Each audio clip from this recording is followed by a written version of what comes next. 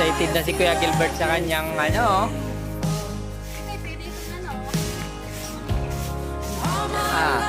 Una.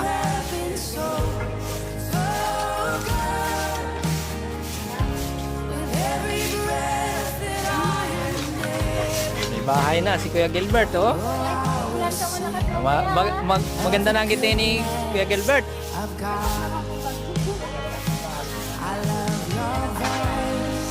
Yan. Ayos. I-open na ni Kuya Gilbert yung pintuan. No? No? Ciao! Ayan na. Ayan dyan na susunod mo may-ari.